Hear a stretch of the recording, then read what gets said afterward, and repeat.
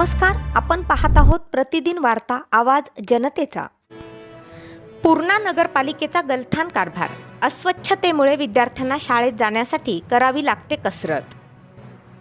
पूर्णा शहरातील गवळी गल्ली परिसर सध्या अक्षरशः सडलेल्या नाल्यांचे, दुर्गंधीच्या लोटांचे आणि नगरपालिका प्रशासनाच्या गलथान कारभाराचं प्रतीक बनलं आहे। मागील 3 महिन्यांपासून या भागात स्वच्छतेचे 3-13 वाजले असून नाल्या भरून रस्त्यावर घाण पाणी साचलेलं आहे। त्यामधून पसरणाऱ्या दुर्गंधीमुळे संपूर्ण परिसर हैराण झाला आहे। नगरपालिकेच्या स्वच्छता विभागाचं दुर्लक्ष आणि अधिकारी वर्गाची पाहूनंतर ही भूमिका, त्यामुळे नागरिकांचा जीव मेटाकुटीला आला आहे। विद्यार्थ्यांपासून ते वृद्धांपर्यंत प्रत्येक जण या अस्वच्छतेचा बळी ठरत असून मलेरिया, डेंग्यू सारख्या रोगांचा प्रकोप वाढत आहे। गवळी गल्लीतील रहिवाशांनी वेळोवेळी तक्रारी करूनही नगरपालिकेने कानाडोळा केल्याचंच धोरण अवलंबलेलं आहे। योजनात्मक पद्धतीने स्वच्छतेचे नियोजन करण्यात अपयशी ठरलेल्या प्रशासनामुळे मुख्य रस्त्यावर साचलेल्या सांडपाण्यामुळे वाहतुकीस अडथळा निर्माण होतोय। नागरिकांमध्ये प्रचंड संतापाची लाट पसरली आहे। स्वच्छ महाराष्ट्र अभियानाच्या घोषणा आमचा भाग स्वच्छ होतो का असा सवाल करत नागरिकांनी प्रशासनाला जाब विचारला आहे।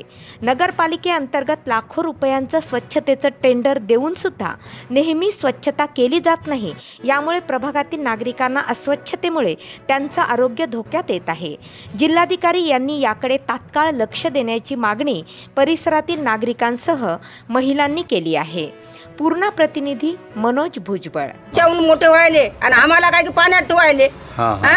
तुम्हाला कळलं ना का मग इकडे गल्लीचे लोक कसे बेमार पडायले, काय करायले म्हणून इकडे इलेक्शन यायला तुमचं येतात पाया पडायला इथं, तेव्हा पाया पडतात येऊन, आणि मग नंतर काय तिकडे माणूस मेला तरी बघायला कोणी येत नाही तर काय म्हणून येतात मग तुम्ही, तेव्हा पाया पडायला लई येतात लवकर।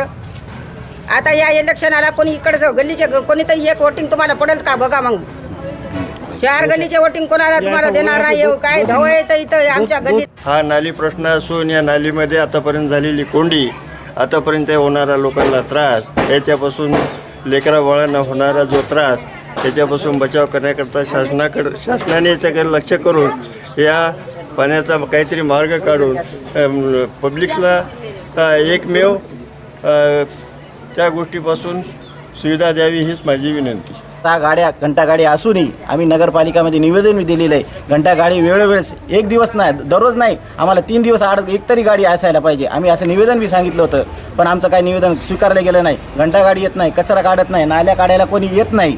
शिवसाहेबांनी आमचं विनंतीपूर्वक आमचे अर्ज मान्य करावे अशी आमची विनंती आहे।